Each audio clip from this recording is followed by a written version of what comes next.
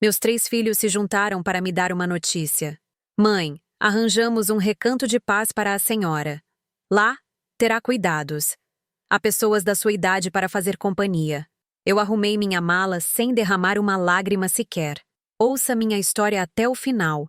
E depois, me diga de qual cidade você está assistindo a isso. Eu gostaria de saber até onde esta história viajou. Meu nome é Dona Valéria e tenho 72 anos. Durante a maior parte da minha vida, acreditei que o maior tesouro de uma mãe eram seus filhos. Mas no fim, aprendi da forma mais dura e dolorosa que, para os meus filhos, eu não passava de uma despesa que eles não queriam mais carregar. Tudo começou numa terça-feira calma. A luz pálida de uma tarde fria coava pela janela da sala, espalhando leves quadrados de claridade sobre a poeira suspensa no ar. Eu estava coando café, aquele aroma familiar que inundava a casa e trazia de volta memórias dos dias em que risadas ainda ecoavam ali. Foi quando meus filhos entraram, os 3 juntos, algo que quase nunca acontecia. Saulo, meu mais velho, 50 anos, o rosto sulcado por preocupações, embora nunca preocupações relacionadas a mim.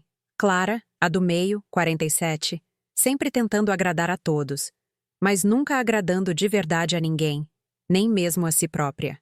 E Enzo, o caçula, 42. Para mim, ele sempre seria aquele menininho gentil que precisava da mãe para protegê-lo do mundo. Eles entraram e se sentaram no velho sofá de chita. Aquele que meu falecido marido, Daniel, passou 1 ano pagando em prestações. Eles trocaram olhares, aquela linguagem silenciosa que só irmãos entendem. Então, Saulo, como sempre, foi o primeiro a falar. Mãe, precisamos falar sobre algo sério. Ele ajustou a gravata como se ela o estivesse estrangulando. Eu já sentia que algo ruim estava por vir. Instinto de mãe nunca falha. Pensei que, talvez, um deles precisasse de dinheiro de novo. Ou, quem sabe, o casamento de Clara estivesse desmoronando. Coloquei o bule de café na mesa ao lado das xícaras de vidro que eu só usava quando recebia visitas. Continuem, meus filhos. O que houve? Clara pegou minha mão, com os olhos marejados. Suas palmas eram macias, tão diferentes das minhas, rústicas e manchadas, marcas de uma vida inteira de trabalho. Mãe, isso é para o seu próprio bem, ela disse. Essa frase, para o seu próprio bem, sempre marcava o início de algo terrível. Enzo manteve a cabeça baixa, encarando um rasgo no tapete.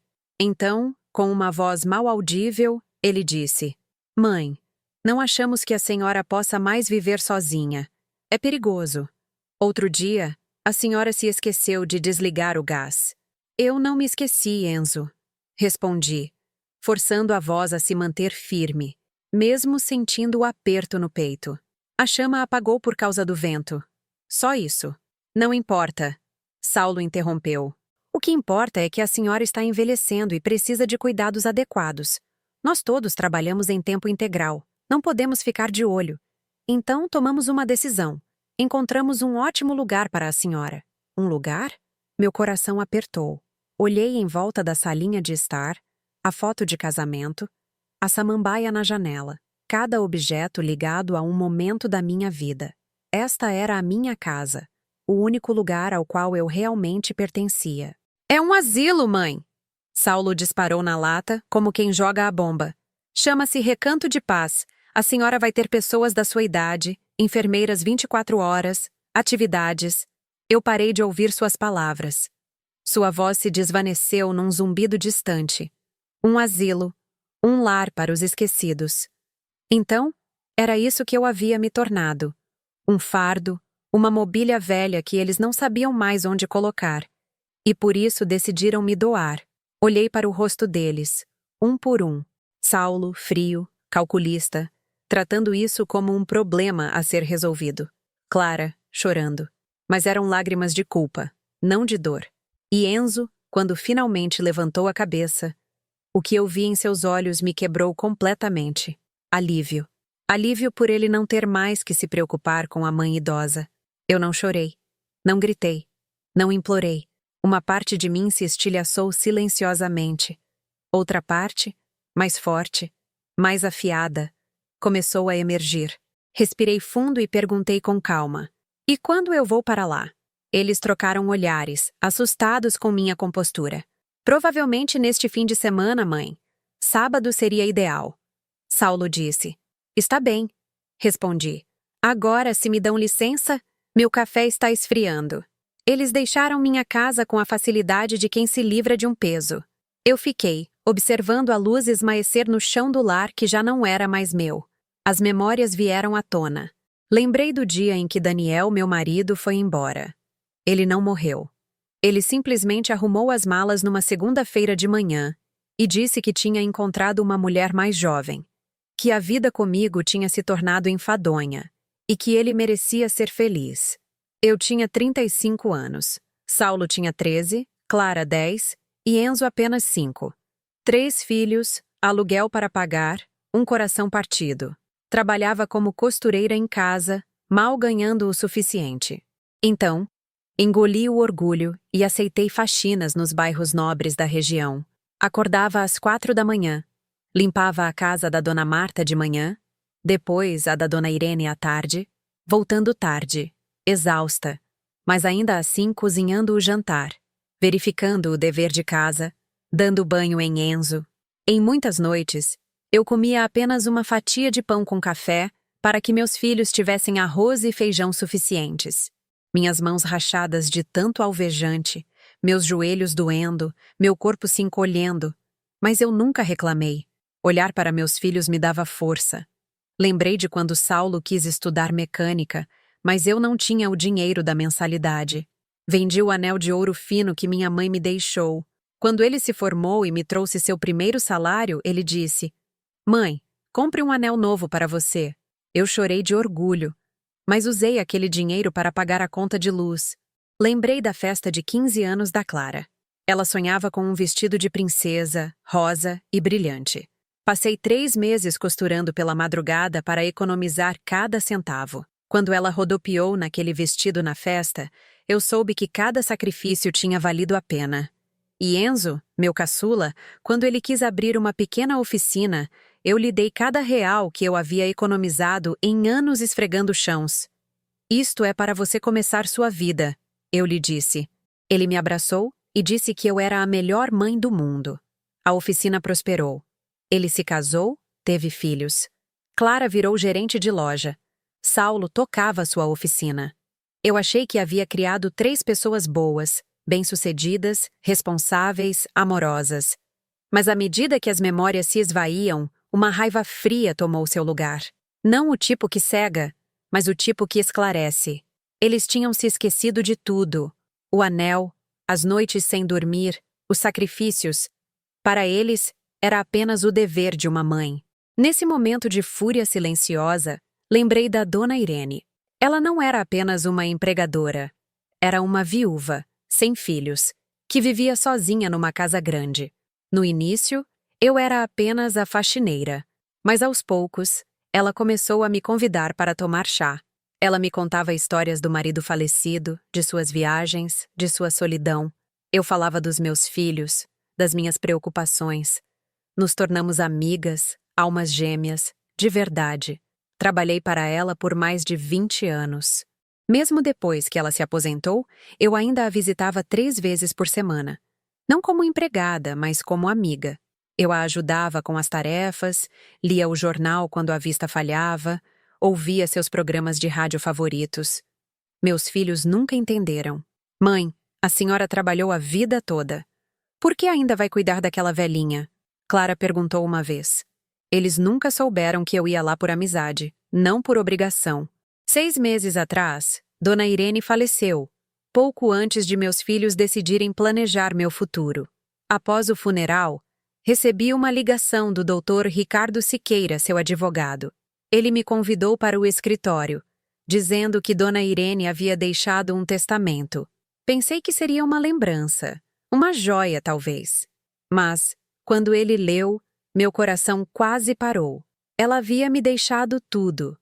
Sua mansão, 2 apartamentos alugados, as ações da empresa do falecido marido e uma grande quantia no banco. Eu gaguejei dizendo, deve ser um engano, mas o Dr. Siqueira me entregou uma carta manuscrita. Para Valéria, a única família que me restou. Você cuidou de mim quando o mundo me esqueceu. Você me deu o que o dinheiro não pode comprar: tempo e bondade. Use este presente para viver para si mesma, para descansar e ser feliz. Você merece isso mais do que ninguém. Com amor, Irene. Saí de seu escritório em transe. Não contei aos meus filhos. Por quê? Porque Clara estava certa em uma coisa. Dinheiro muda tudo. Eles me veriam de outra forma. Me tratariam de outra forma. Eu queria acreditar que ainda havia amor genuíno em algum lugar dentro deles. Mas naquela noite, sentada sozinha no sofá desgastado, recém-sentenciada ao abandono, percebi que o destino tinha um senso de humor macabro. Eles queriam se livrar da pobre velhinha, sem saber que ela agora estava mais rica do que os três juntos. Minha raiva se transformou em um plano. Eu não ia gritar, nem ostentar o dinheiro ou acenar com o testamento na cara deles. Eu faria exatamente o que eles queriam. Eu me mudaria para o Recanto de Paz. Levantei, abri o armário e peguei a pequena mala que eu usava para passar o fim de semana com os netos na casa de Clara. Coloquei algumas roupas, um par de chinelos, uma escova de dentes, nenhuma foto. Na última gaveta, debaixo de roupas íntimas dobradas, coloquei a pasta grossa que o Dr. Siqueira havia me dado. Meu tesouro, meu segredo, minha arma. Na manhã de sábado, eles chegaram pontualmente.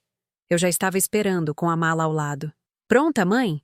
Clara perguntou, evitando meus olhos. Sim, eu disse. Saulo levantou a mala, surpreso com o quão leve estava.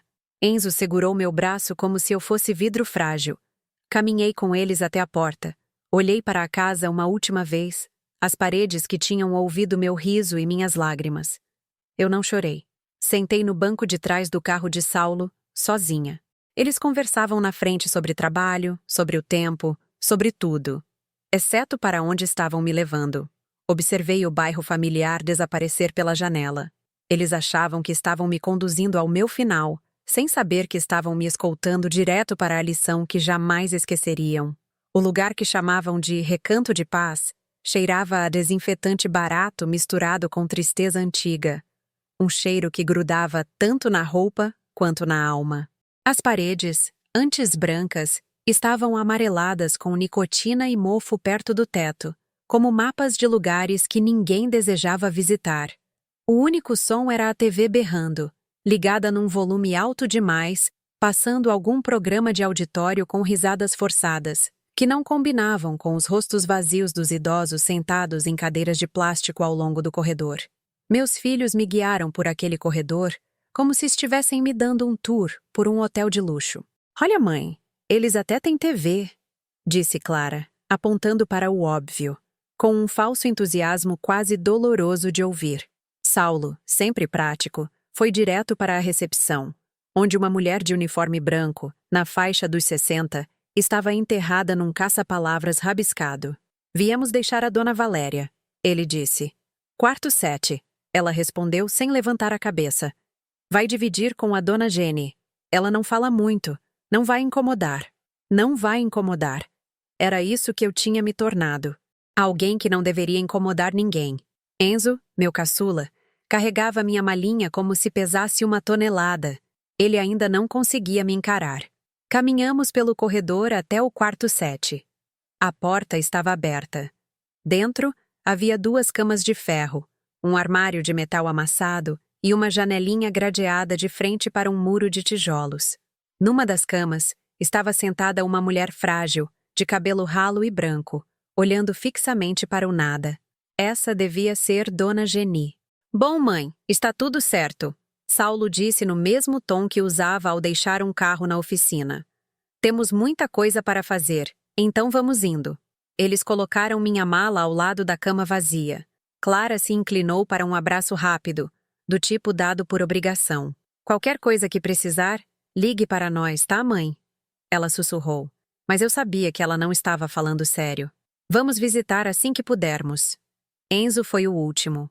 Ele finalmente olhou para mim e, por um instante, viu o menino de 5 anos agarrado à minha saia novamente.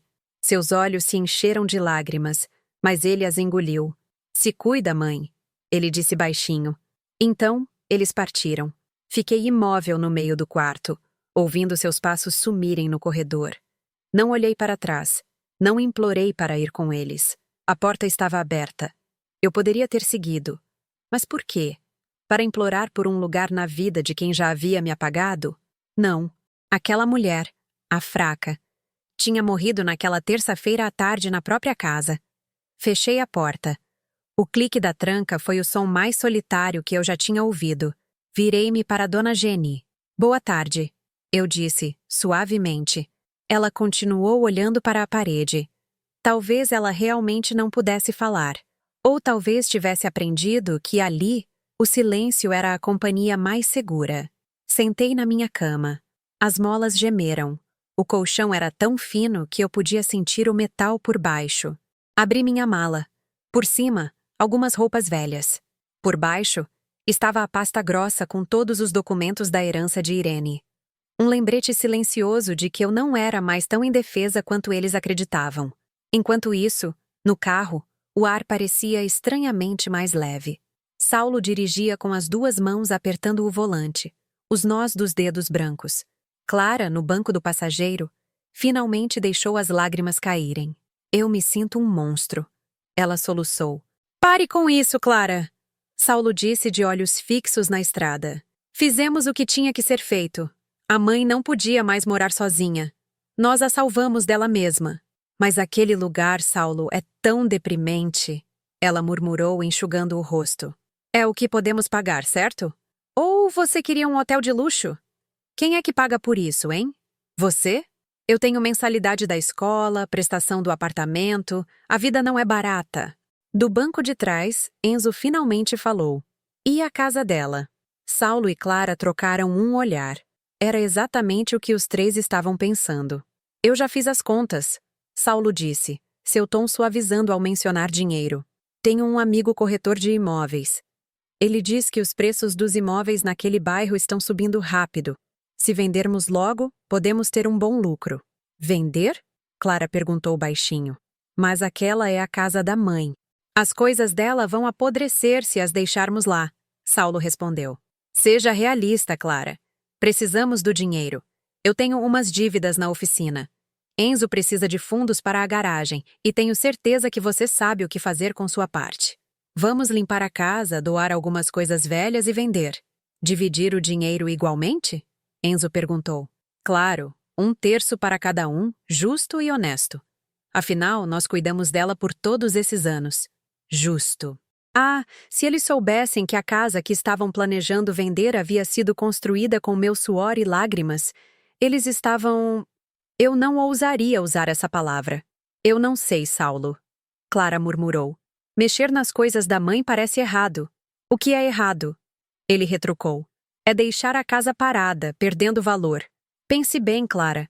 Com uns 70 ou 80 mil reais, você poderia pegar um carro novo, reformar aquela cozinha que você vive reclamando. Pense nisso. Na semana que vem, nos encontramos, fazemos a limpeza e colocamos para vender. Quanto antes, melhor. Um silêncio pesado preencheu o carro. O plano estava traçado. Eles não estavam apenas me abandonando. Estavam me apagando, vendendo as próprias paredes que guardavam minhas memórias para pagar suas próprias dívidas. E eu, naquele quarto mal iluminado do Recanto de Paz, comecei minha própria investigação silenciosa. A primeira noite foi a mais longa da minha vida. Tosses ecoavam de outros quartos. Gemidos baixos flutuavam pelo corredor, e os sapatos das enfermeiras faziam um clac-clac interminável no chão de linóleo. Eu não conseguia dormir. Ao amanhecer, quando a primeira luz pálida entrou, eu já estava acordada, sentada no escuro, ouvindo, pensando. Eu observei. O café da manhã era mingau ralo. O almoço era sopa rala. Os funcionários estavam sobrecarregados e distantes.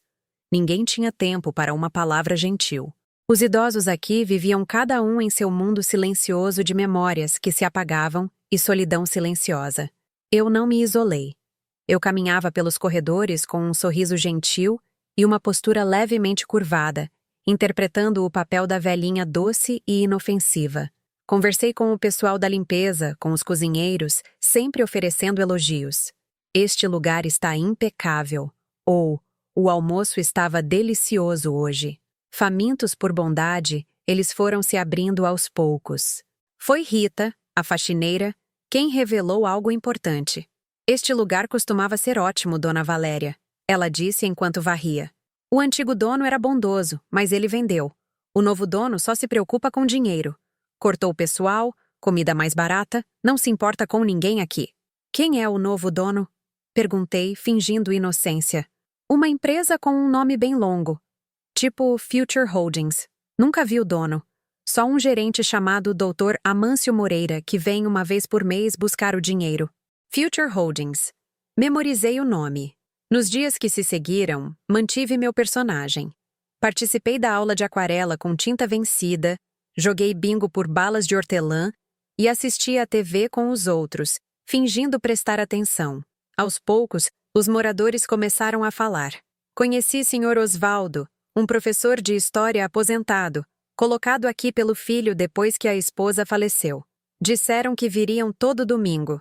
Ele me contou, com o olhar distante. Mas acho que as semanas deles têm mais de 7 dias.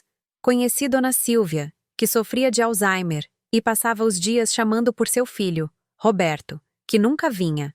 Cada história era mais um fragmento de uma vida esquecida.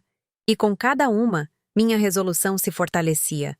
Eu faria isso não apenas por mim, mas por todos eles. Uma semana depois de chegar, disse a uma enfermeira que estava tonta e precisava ligar para minha filha para que ela trouxesse meu medicamento. Ela me levou ao velho telefone de disco na recepção. Eu disquei. Clara atendeu. Mãe, o que foi? A senhora está bem? A voz dela carregava um toque de preocupação, quase convincente. Estou bem, querida. Só a pressão um pouco alta. Traga meu remédio quando vier, está bem? Eu disse com a voz fraca que eu havia praticado. Claro, mãe. Mas este fim de semana pode ser difícil. Eu e seus irmãos estaremos na sua casa, organizando as coisas. Organizando? Repeti. Sim, mãe. Não se preocupe. Vamos cuidar de tudo. Desliguei. Meu coração se transformou em gelo. Então eu estava certa. Eles estavam começando o processo de vender a casa, limpando minhas coisas, jogando minhas memórias fora em troca de dinheiro vivo. Mas, estranhamente, eu estava calma. Eu não tinha pressa. Eu tinha um plano e, mais importante, os meios para realizá-lo. Disquei outro número. Doutor Siqueira, eu disse suavemente, virando as costas para o balcão da recepção. Dona Valéria, eu estava prestes a ligar para a senhora. Seus filhos me contataram perguntando sobre os bens do seu falecido marido.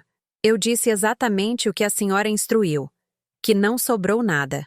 Ótimo. Agora preciso que o senhor me ajude com algo discreto. O que a senhora precisa? Ele perguntou. 2 coisas. Primeiro, descubra tudo sobre a Future Holdings. Quem está por trás? Quais são os negócios? Algum escândalo? E, especialmente, se eles planejam vender este asilo. Houve uma pausa. A senhora está pensando em comprá-lo, Dona Valéria? Ele perguntou surpreso. Isso é só o começo, Dr. Siqueira. Respondi, olhando para o corredor onde a pobre Dona Silvia ainda chamava por seu filho invisível. Segundo, quero que o senhor contrate alguém para avaliar minuciosamente a minha casa. Cada tijolo, cada janela. Preciso saber exatamente quanto ela vale. Meus filhos estão se preparando para vendê-la como se fosse deles. E o que a senhora fará com essa avaliação? Ele perguntou. Eu sorri. Um sorriso que ninguém no Recanto de Paz podia ver. Vou comprar minha própria casa de volta, Dr. Siqueira. Mas eles não precisam saber quem é o comprador. Ainda não. Naquela manhã de sábado, o céu estava cinzento e úmido, como se também soubesse do ato sujo que meus filhos estavam prestes a cometer. No Recanto de Paz, comi meu habitual mingau ralo. Conversei brevemente com o senhor Osvaldo sobre como o time favorito dele havia perdido de novo, e depois me sentei perto da janela gradeada, imaginando o que deveria estar acontecendo em meu antigo lar. Eu podia ver tudo tão claramente em minha mente. Saulo chegou primeiro. Ele destrancou a porta com a mesma chave que eu nunca imaginei que seria usada para apagar minha presença daquela casa. Ele andou pela sala de estar como um empresário, estudando e avaliando, decidindo o que guardar, o que descartar. Momentos depois, Clara e Enzo chegaram, carregando caixas de papelão e grandes sacos de lixo pretos, famintos para devorar o que restava da minha vida. Por onde começamos? Clara perguntou com a voz trêmula, olhando para o velho sofá de chita, o mesmo onde ela havia se sentado para pronunciar minha sentença. Comece pela sala. Saulo disse friamente. Essas coisas não valem nada. O sofá está com mola quebrada. A estante está cheia de cupim.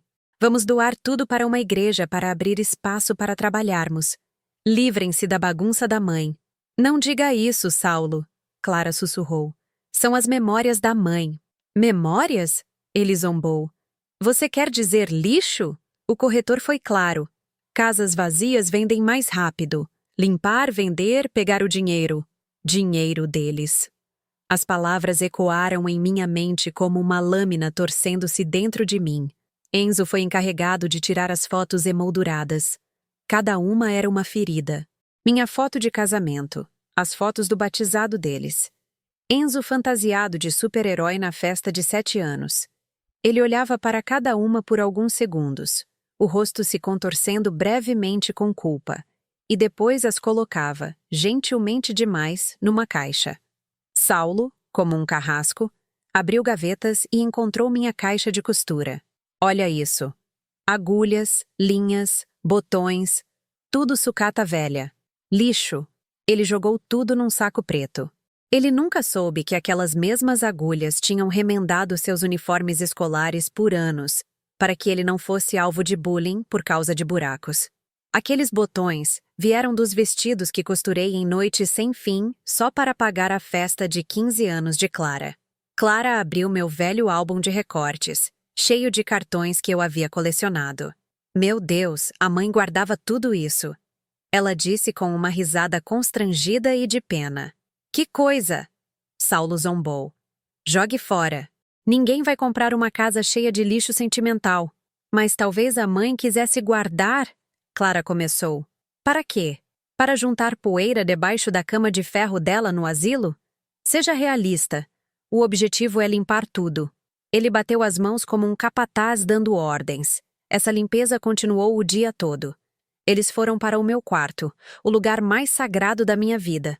Clara puxou roupas do armário apertado. Este está fora de moda, doar. Este é muito velho, joga fora. Saulo acrescentou. Eles não faziam ideia de que o vestido florido desbotado era o que usei no meu primeiro encontro com o pai deles. Ou que aquele suéter de lã velho havia me mantido aquecida nas noites frias, esperando o ônibus depois do trabalho.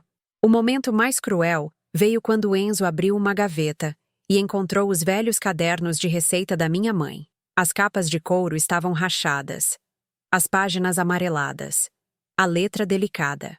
Receitas passadas por gerações. Bolo de fubá, macarrão de domingo, doce de abóbora.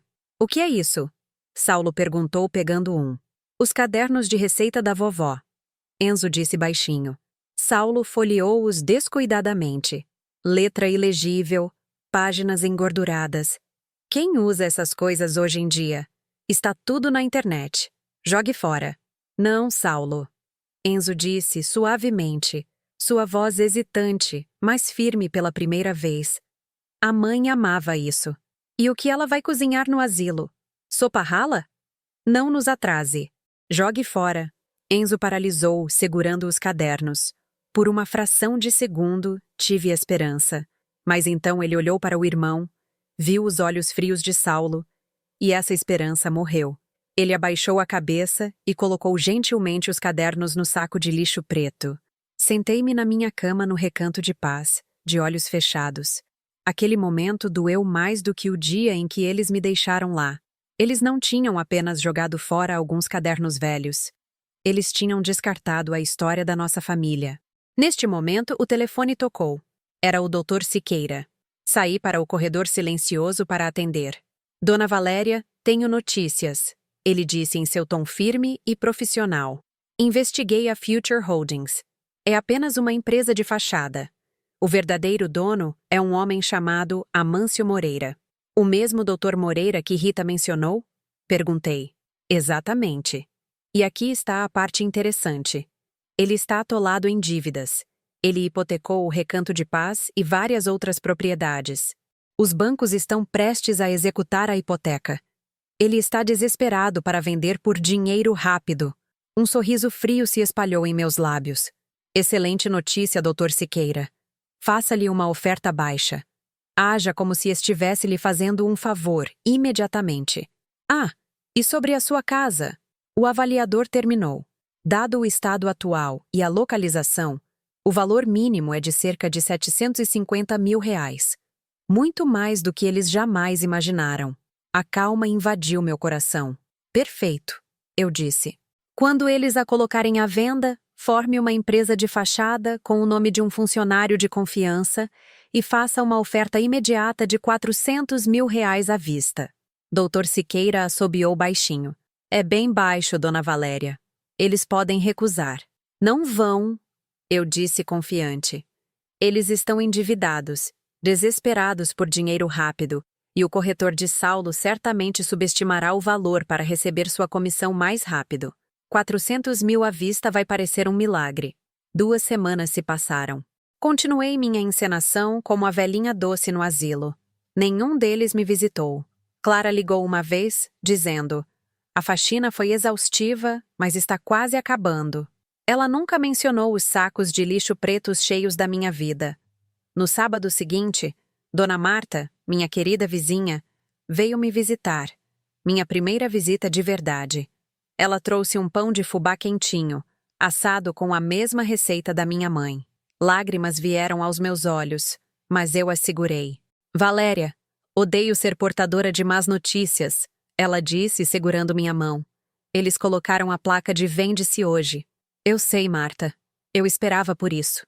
Eles jogaram tanta coisa sua fora, Valéria. Ver aqueles sacos de lixo na calçada partiu meu coração. O meu também, eu disse com um sorriso triste. Mas, às vezes, um coração precisa se partir em 1000 pedaços antes de poder ser remontado mais forte. Naquela tarde, liguei para o Dr. Siqueira. A placa está lá. Prossiga. 3 dias depois, o telefone tocou na casa de Clara. Saulo gritou de excitação. Clara, você não vai acreditar. Alguém comprou a casa da mãe. O quê? A placa só ficou lá por 3 dias. Exatamente. Uma imobiliária qualquer. E adivinha? Vão pagar 400 mil à vista. 400 mil? Mas seu corretor disse pelo menos 500 mil. Se quiséssemos esperar meses, talvez um ano. 400 mil agora. Sem visitação, sem atrasos. É perfeito. Enzo também concordou. Dividido por 3, isso dá quase 135 mil para cada um. Saulo disse, eufórico. Clara pensou numa cozinha nova, no carro velho dela caindo aos pedaços, na viagem à praia que não fazia há 5 anos. A culpa dela foi lentamente afogada pela ganância. Se vocês dois concordam, eu concordo também, ela disse. Ótimo. Vou avisar o corretor. Prepare o champanhe, mana. Nossos problemas finalmente acabaram. Mas eles não sabiam. Quando Saulo gritou, nossos problemas acabaram, o verdadeiro problema deles havia acabado de começar. Naquela noite, no refeitório do Recanto de Paz, tomei uma colherada da sopa insípida, pensando na minha casa. Em breve, ela voltaria legalmente a ser minha. Meus filhos teriam o dinheiro que cobiçavam, mas, na verdade, era o meu dinheiro, da herança que Irene havia me deixado. Eles o gastariam, pagariam suas dívidas e se aqueceriam na ilusão da vitória. Quanto a mim, eu esperaria. Paciência é a virtude de quem já esfregou chãos e a força silenciosa de quem se prepara para reivindicar a justiça. Na manhã seguinte, o Dr. Siqueira ligou novamente. Dona Valéria, tenho notícias. O Sr. Amâncio Moreira concordou em vender o Recanto de Paz por um preço muito baixo para pagar suas dívidas. O lugar agora é da senhora. Olhei em volta do quarto gasto, as paredes amareladas, a cama de ferro e Dona Jenny, olhando fixamente para o muro de tijolos. O lugar para onde meus filhos haviam me mandado para acabar com minha vida, agora pertencia a mim. No início, eu contava cada tigela de mingau ralo, cada noite sem dormir, cada vez que alguém era visitado por alguém que não era eu. Mas depois, parei de contar os dias e comecei a contar as vitórias. A primeira vitória aconteceu em silêncio, assinada num cartório em que eu nem precisei entrar. Meus 3 filhos, elegantemente vestidos, assinaram os papéis vendendo minha casa para a empresa de fachada que o Dr. Siqueira havia arranjado. Ele me disse que eles pareciam felizes como crianças. Do meu pequeno quarto no Recanto de Paz, sorri levemente, sabendo que meu plano se desenrolava exatamente como pretendido. 2 anos se passaram. Enzo, meu caçula, parecia ter se esquecido de toda a culpa. Ele vivia falando em comprar um novo elevador para a oficina. Meus 3 filhos receberam os R$ 400 mil da venda da casa, uma que valia quase o dobro disso. E o dinheiro, ironicamente, veio da herança de Irene para mim. Eles pensaram que eram as pessoas mais espertas do mundo. Do meu pequeno quarto no Recanto de Paz, sorri com o pensamento. Eles tinham vendido o almoço para comprar a janta. Como esperado, o dinheiro queimou rápido nas mãos deles. Saulo, que sempre reclamava de dívidas, não pagou 1 centavo. Em vez disso, comprou uma caminhonete usada, grande e barulhenta, para se exibir para os clientes. Depois, substituiu todas as ferramentas da oficina pelas mais caras. Começou a almoçar em restaurantes chiques, agindo como um self-made millionaire. Clara realizou o sonho de uma cozinha perfeita. Contratou um arquiteto, derrubou tudo, instalou bancadas de mármore importado, comprou uma geladeira com dispensador de gelo e um fogão de 6 bocas. É claro, a reforma custou muito mais do que a parte dela de R$ 135 mil. Para terminar, ela fez outro empréstimo bancário. Mas Clara estava feliz, postando fotos da nova cozinha online, colecionando elogios de amigos que não sabiam da verdade. E Enzo, meu caçula, meu menino de coração terno, foi quem mais me feriu.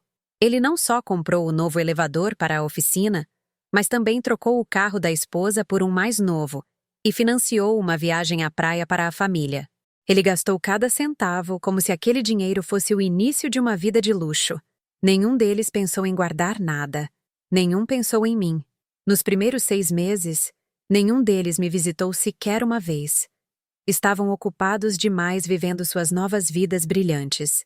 Ocasionalmente, Clara ligava, sempre com a mesma desculpa. Mãe, sinto muito por não ter passado aqui. A reforma da cozinha é um caos, poeira por todo lado.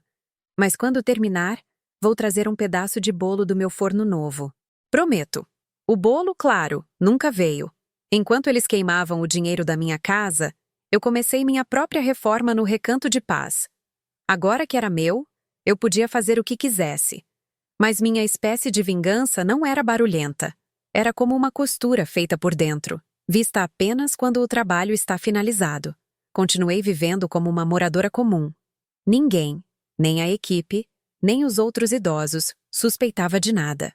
O doutor Siqueira, em meu nome, contratou uma nova administradora chamada Sofia, uma viúva de 50 anos que havia cuidado da mãe com Alzheimer por 10 anos. Ela tinha tanto um coração caloroso quanto uma espinha de aço, a combinação perfeita. Sofia chegou numa segunda-feira de manhã, apresentada como a nova gerente enviada pelos novos proprietários. A primeira coisa que ela fez foi remover o doutor Amâncio, o diretor ganancioso que vinha administrando o lugar, e Evelyn, a enfermeira-chefe que tratava os idosos como sacos de batata. Eu estava sentada calmamente na minha cadeira de plástico, fingindo cochilar. Mas eu vi tudo. O queixo do Dr. Amâncio quase caiu no chão quando Sofia lhe entregou os papéis de demissão.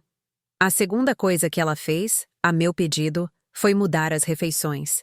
Na manhã seguinte, em vez de mingau ralo, tivemos pão fresquinho, manteiga, ovos mexidos e café com leite de verdade. No almoço, em vez de sopa rala, havia frango assado com batatas, quiabo e uma salada simples. O refeitório ficou em silêncio. Mas não era mais o silêncio da resignação. Era descrença. O Sr. Osvaldo, sentado à minha frente, estava com lágrimas nos olhos. Faz 5 anos que não como um frango tão bom, Valéria. Eu apenas sorri. As melhorias continuaram.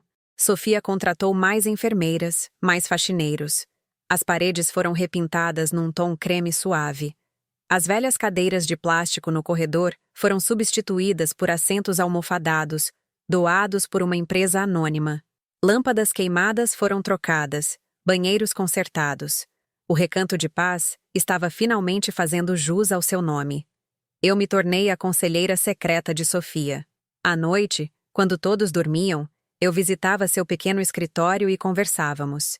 Sofia, a dona Silvia precisa de um colchão novo. O dela está afundando. Ou, o senhor Osvaldo adora damas. Talvez possamos conseguir alguns tabuleiros. E no dia seguinte, tudo estava feito.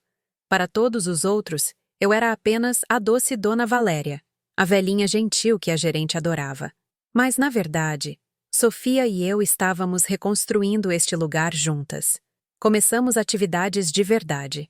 Uma vez por semana, um jovem vinha tocar violão e cantar músicas antigas. As noites de bingo agora ofereciam caixas de chocolate. Compramos lã e agulhas para que as senhoras pudessem tricotar sapatinhos para doar à maternidade.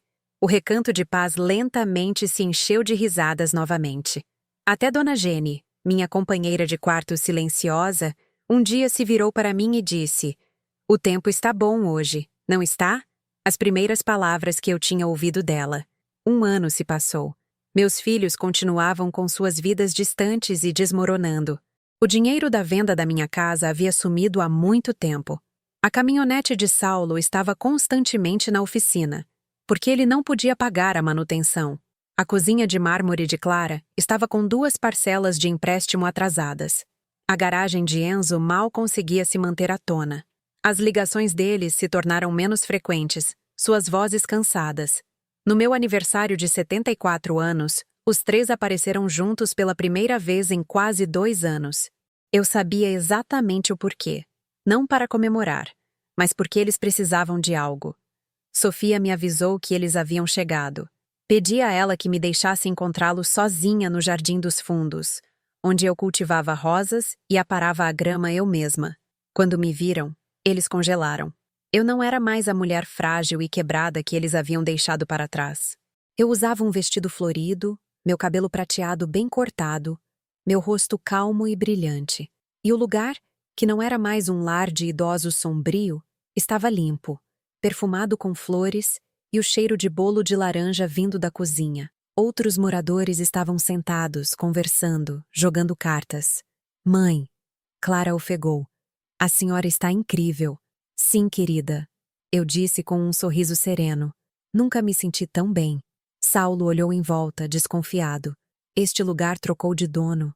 "Sim", respondi suavemente. "Há 2 anos. Os novos donos realmente parecem se importar conosco." Eles se sentaram, desconfortáveis. Depois de alguns minutos de conversa fiada, Saulo foi direto ao ponto. "Mãe, as coisas não estão boas. Minha oficina está perdendo dinheiro, os impostos estão altos, o marido de Clara perdeu o emprego. E Enzo pode ter que fechar a garagem." Eu ouvi em silêncio, calma. Quando terminaram, suspirei. "É lamentável, meus filhos." Então Clara, com seu tom mais doce, disse: "Mãe, a senhora parece tão bem aqui e ainda recebe sua pensão todo mês. Talvez a senhora pudesse nos ajudar um pouco, só um pequeno empréstimo, para nos reerguermos." E lá estava. Eles não tinham vindo para comemorar. Eles tinham vindo para mendigar dinheiro. Dinheiro que eles pensavam que eu tinha. Eu me levantei, caminhando lentamente entre as roseiras, os olhos deles me seguindo. "Meus queridos filhos", comecei, parando em frente a um arbusto de rosas vermelhas. "Eu aprendi muito nestes 2 anos. Que nunca é tarde para fazer novos amigos. Que uma refeição quente pode curar uma alma. E que a gente sempre colhe o que planta." Virei-me para eles. Minha voz mais fria. "Vocês plantaram abandono.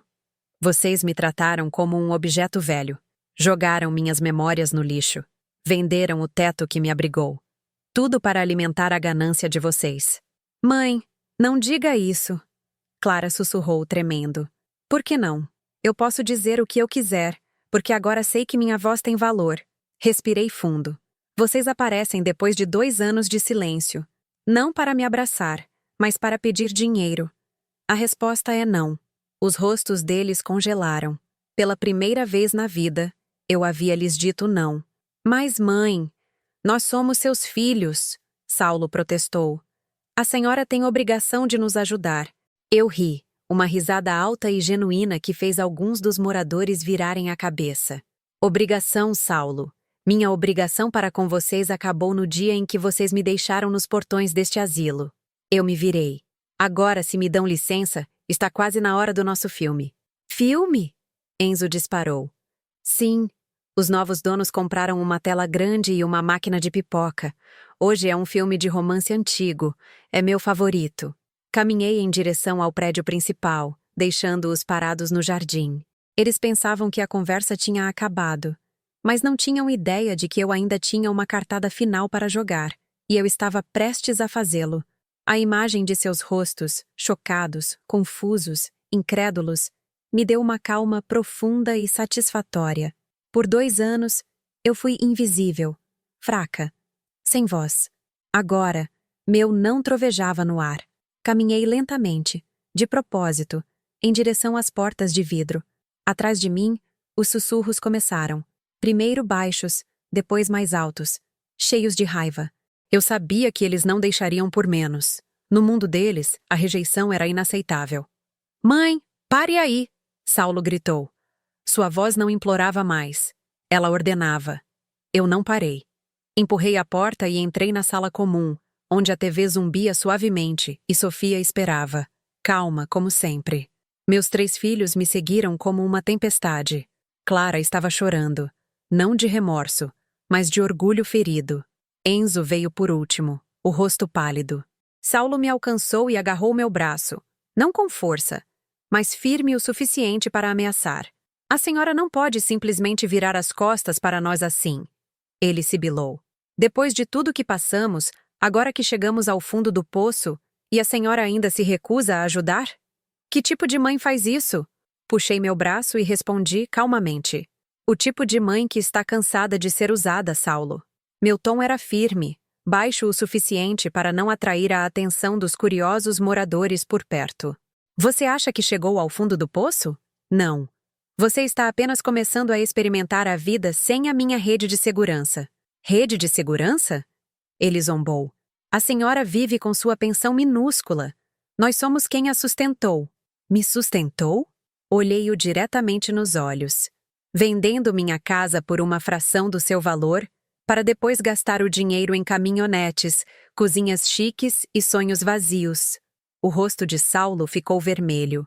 Como a senhora sequer sabe disso? Clara gaguejou. Tenho minhas fontes, eu disse, olhando para Sofia que estava em pé ao meu lado, calma e forte. As notícias correm rápido por aqui, especialmente histórias sobre filhos que queimam o dinheiro da mãe e depois vêm implorar pela pensão dela. Isto é humilhante, Saulo gritou. A senhora está nos envergonhando na frente de todos. Não, Saulo, eu disse suavemente. Humilhação é o que vocês me fizeram suportar por 2 anos. Isso. Abri os braços, gesticulando para o cômodo iluminado e perfumado ao nosso redor. Chama-se consequência. Vocês pensaram que eu não era nada, que minha vida inteira caberia numa malinha pequena, que minhas memórias pertenciam a sacos de lixo. Vocês me subestimaram, e esse foi o maior erro de vocês. Nós só queremos um pequeno empréstimo. Clara soluçou, com lágrimas escorrendo pelo rosto. Vamos pagar de volta, eu juro. Só precisamos de um tempo para respirar. Tempo para respirar? Repeti com um sorriso amargo. Quando eu cheguei aqui, o único ar que eu tinha cheirava a desinfetante. Mas, se vocês realmente querem uma chance de recomeçar, eu posso ajudar. Os olhos deles se iluminaram. Pensaram que eu havia amolecido. Eu posso falar com a proprietária deste lugar, continuei. São pessoas muito gentis. Talvez haja vagas de emprego para vocês. Emprego? Enzo perguntou confuso. Sim, este lugar está crescendo. Eles precisam de trabalhadores honestos. Virei-me para Saulo. Você é mecânico, certo? O portão elétrico aqui vive quebrando e as cadeiras de rodas precisam de reparos constantes. Alguém com suas habilidades poderia ser muito útil. O salário não é alto, mas é um trabalho honesto. E com sua caminhonete, você poderia ajudar a entregar suprimentos também. O rosto de Saulo mudou de vermelho para roxo. A senhora está brincando, mãe? A senhora quer que eu seja um faz-tudo aqui? Não um faz-tudo, eu disse gentilmente. Supervisor técnico. É um trabalho honesto. Pode sujar suas mãos, mas vai limpar sua consciência. Então me virei para Clara. E você, minha querida, com sua linda cozinha e fogão novinho? Você sabe cozinhar? Nossa cozinheira-chefe, Dona Nena, está ficando velha. Você poderia ajudá-la a assar bolos para o chá da tarde, preparar o almoço? O cheiro de boa comida pode aquecer o coração das pessoas aqui. Clara olhou para suas mãos perfeitamente cuidadas. As mesmas mãos que ela gostava de mostrar online. A ideia de descascar batatas e esfregar panelas a fez se encolher. Eu não sei cozinhar para tanta gente, ela disse baixinho. Você pode aprender, querida. Eu aprendi a viver aqui. Você pode aprender a cozinhar. Finalmente, olhei para Enzo. Meu caçula, você sempre amou plantas. Lembra daqueles feijões que plantamos há muito tempo? O Jardim dos Fundos precisa de alguém para cuidar dele. Cortar a grama, regar as flores, plantar novas. É um trabalho pacífico e honesto, longe do cheiro de óleo de motor. O ar ficou pesado. Eles não estavam apenas surpresos, estavam magoados. A senhora perdeu o juízo. Saulo sibilou. A senhora é louca e cruel. Prefere nos transformar em empregados a nos emprestar o dinheiro que nos deve como nossa mãe. Pelo contrário, respondi calmamente. Eu não devo nada a vocês. Estou simplesmente oferecendo uma chance de se tornarem pessoas decentes novamente, de acordar cedo, de trabalhar e de se importar com alguém além de si mesmos. Olhei para cada um deles, minha voz firme. Esta é a única chance que vocês terão de consertar as coisas. Nunca, Saulo gritou. Prefiro mendigar na rua a trabalhar para a senhora. Essa é sua escolha. Eu disse calmamente. Ele se virou para os outros. Vamos embora. Esta mulher não é mais nossa mãe. Ele saiu furioso, batendo a porta atrás de si. Clara se virou, o rosto molhado de lágrimas. Metade raiva, metade desespero. Como a senhora pôde fazer isso, mãe? Ela engasgou, e depois correu atrás do irmão. Enzo ficou. Seus olhos estavam cheios de algo mais profundo do que tristeza. Ele não falou, apenas balançou a cabeça ligeiramente, como se dissesse: eu sinto muito. Então, saiu em silêncio. Fiquei parada na sala comum. Sofia permaneceu ao meu lado. Os outros moradores que tinham visto tudo começaram a se aproximar. O Sr. Osvaldo colocou a mão no meu ombro. A senhora é muito corajosa, Valéria. Eu não me sentia corajosa. Eu me sentia exausta, mas também livre. Sofia, eu disse suavemente. Acho que podemos cancelar a noite de cinema hoje. Ela sorriu. De jeito nenhum, Dona Valéria. Hoje, mais do que nunca, a senhora merece um bom filme e muita pipoca. Embora, se a senhora me permitir, eu gostaria de fazer um anúncio. Que tipo de anúncio? Perguntei. Que o Recanto de Paz tem atualmente 3 vagas de emprego e a proprietária gostaria de dar prioridade a quem realmente precisa de uma segunda chance. Eu ri, do fundo da alma. Não precisa, Sofia. Quem precisa aprender a lição acabará encontrando o caminho de volta.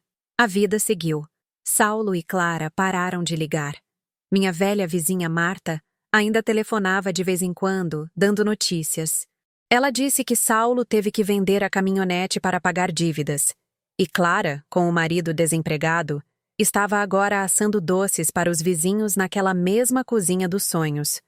Ironicamente, ela estava fazendo exatamente o que eu havia sugerido. Só que desta vez por desespero, não por escolha. Então, numa terça-feira de manhã, algo inesperado aconteceu. Eu estava podando as rosas no jardim quando notei uma figura perto do portão dos fundos. Era Enzo.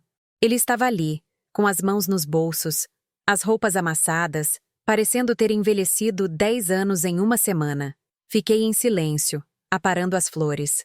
Depois de quase 10 minutos, ele abriu o portão e entrou. Oi, mãe. Oi, filho. Ele olhou para minhas mãos, para a tesoura de poda. A senhora realmente gosta de jardinagem, não é? Sempre gostei, eu disse. Acalma a alma. Ficamos em silêncio por um momento, apenas com o som da tesoura cortando galhos secos. Mãe, A voz dele tremeu. Eu fechei a oficina. Sinto muito por isso. Eu disse gentilmente. Tudo bem. Eu nunca fui muito empresário. Só um sonhador que pensava que dinheiro podia consertar tudo. Ele chutou uma pedrinha com o sapato. Vim perguntar se a sua oferta de emprego ainda está de pé. Parei e olhei diretamente nos olhos dele. Não havia orgulho, nem raiva. Apenas cansaço e uma leve faísca de esperança. Para qual vaga você está se candidatando? Perguntei seriamente. Ele deu um sorriso fraco e triste. Acho que é de jardineiro. Eu lhe entreguei a tesoura de poda. Então pode começar com este canteiro de flores. As ervas daninhas estão sufocando as margaridas. Enzo pegou a tesoura, as mãos tremendo. Ele olhou para a ferramenta, depois para mim, com os olhos marejados. Obrigado, mãe. Não me agradeça ainda, eu disse. É trabalho duro, e o salário é modesto. Você terá que provar a si mesmo, não a mim. Ele assentiu e começou a trabalhar devagar, limpando cuidadosamente cada erva daninha ao redor das flores. Eu o observei e meu coração amoleceu. Meu filho caçula estava finalmente começando a colher o que havia plantado, e pela primeira vez em anos, acreditei que esta colheita poderia ser boa. Não sei o que espera Saulo e Clara. Talvez a vida lhes ensine as lições que eu não pude. Ou talvez não. Mas uma coisa eu sei. Minha história não é sobre vingança. É sobre respeito. Respeito que eu perdi e tive que reconquistar da maneira mais difícil. Eu pensei que havia perdido tudo. Minha casa, minha fé e o amor dos meus filhos. Mas o tempo me ensinou isto. Às vezes, você tem que perder tudo para aprender a se levantar. Eu não busquei vingança. Eu só queria que meus filhos entendessem que o amor de uma mãe não é um cartão de crédito ilimitado para sacar para sempre. É um presente. E como todo presente, deve ser valorizado. Agora, toda manhã, quando entro no jardim e vejo Enzo curvado sobre as flores, cuidando delas com carinho, sinto paz no meu coração, porque talvez em silêncio, nós dois estejamos aprendendo a amar de novo de uma forma madura, equilibrada e real. Você já se viu no meu lugar, magoado pelas pessoas que mais ama? Você escolheria o perdão ou se afastaria para se reencontrar? Compartilhe seus pensamentos nos comentários, porque talvez a sua história seja o calor de que alguém lá fora precisa. E se você gostaria de continuar ouvindo histórias como esta, sobre família, amor e as lições que a vida nos dá tarde, mais profundamente, fique comigo, porque às vezes, apenas uma história é suficiente para nos fazer ver a vida inteira de uma forma diferente.